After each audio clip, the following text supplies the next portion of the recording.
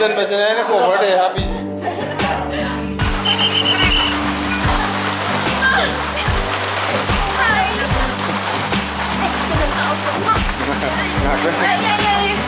Lupa kaya na ano?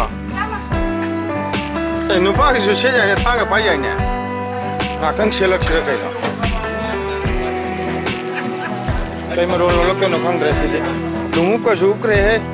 Aray ba no pinati? Nakang i-dress mo lupa something ba nga manupin? Kiyap kagi sangura po. Sahi kya lerke? Oh.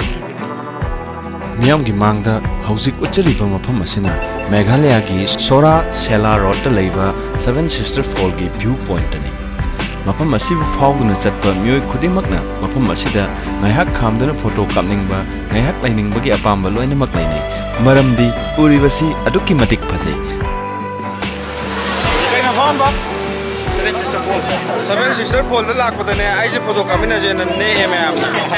Ma'am ने photo जी कामी नजी नेक पकान जी दा ऐसे वारे उसी से कब दी कामी नगे नहीं लुपा तरा लाओ बको मैम की फोटो मम का पता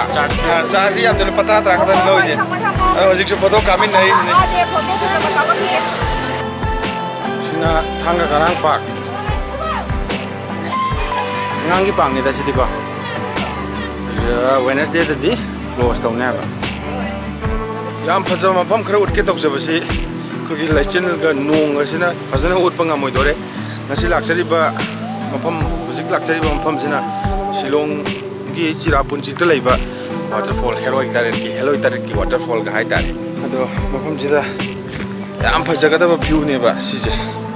सी खारि सिगी मखा थंगजे सब ngamba मैम जो है ना हाँ जूर मने सब गम्बा मफमसे लेपकान सब गम्बा जगह उगदबसे फजना उब गमद्रे मरमदी लैचिल नोंफाई नोंग अमुक तारे लैचिल अमुक थारे तौ लेरे अदुना उच्चरिबा तौजरिबा खरजि नतना फजना उठप गमद्रे अदुगा हेक चंगलकपदा लैचिल फजना थारंबा नोंग फजना तारंबा दु ngaiहak ngairaga लैचिल सिंग अदु लोइना अमुक पाइथोखरे अदुना व्यू दि मै होंgai फजरे सब गम्बा मफम गाइदो फजना उरकले हौजिक उलिबा मफम असना Seven Sister Fall दुगी हौरकफम सिंगथक तुदा निंगथिना सेमगतलिबा Seven Sister Fall Ecological Park नि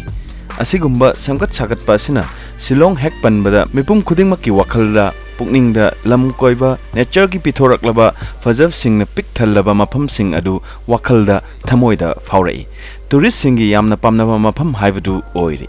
Waterfall asimak India gi khwaidagi wangba waterfall singi list mari suba rank ta leiriba mafamni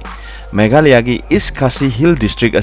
asigumba waterfall kaya ama leiri mafam asisu East Khasi Hills district ki manung channa leiriba Chirapunji dani lam koiba singna Meghalaya da chatpada khwaidagi lam koifam leiba district asi East Khasi Hill district ki Chirapunji side ni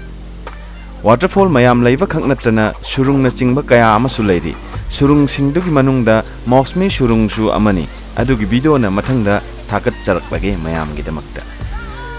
mafam asi chatpagi yamna nungaiba matam asi chahi amagi manungda monsoon season ni maramdi ising sing asi monsoon season da na hena chauna tabagi ni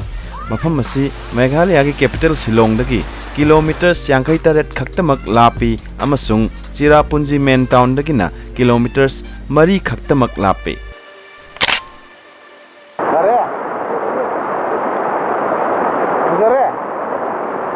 Okay, foto video. Mana ai foto copy ba? Photographer. Personal photographer da. Moving mafam asi chatpada satin puraga chatpana achatpa singi laibak phabo oigani maramdi nong tabagi matam asi haiba ngamde hektamak khutakta tarakpagi chance yamna wangi khusamnana Indagi waterfall awang masingi manungda ahum suba rank ta leiriba Nohsngithiang Falls su mafam masidagi yamna laptare Hojik nungdaram gi pung mari makai taraba matam da sak chadri hojik chatore yam silame kaisa yen chadero ha chadero thali yen gi thali ro kai thali no ba ya koi thali ge je khani sak khange ko ko masai happy roja simana kumjan basina na ko bade happy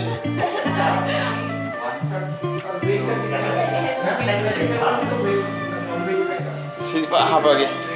ꯀꯣꯕꯔꯗ ꯀꯩ ꯆꯥꯗꯣꯏꯅꯣ ꯊꯣꯡꯕꯅꯦ ꯑꯩꯈꯣꯏ party ꯂꯥꯛꯑꯒ ꯆꯥꯊꯔꯅꯤ ꯑꯣꯛꯇꯤ ꯌꯥꯎꯔꯝꯃꯣꯏꯗ ꯑꯣꯛꯇꯤ ꯌꯥꯎꯗ ꯃꯥꯜꯂꯦ ꯑꯗꯣ ꯃꯤ ꯑꯝꯇ ꯂꯩꯇ꯭ꯔꯀꯥꯟꯁꯤꯗ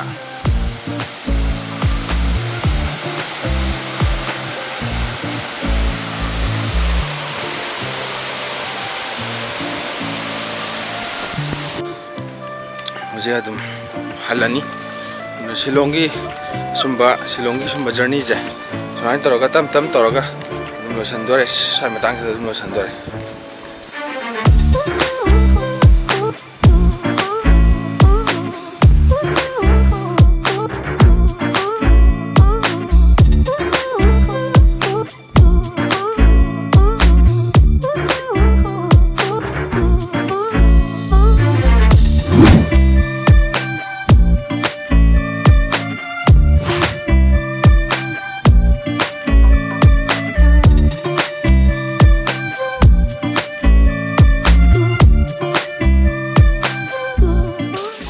ꯑꯣ ꯃꯊꯛꯁꯨ ꯍꯣꯔꯤꯔꯥ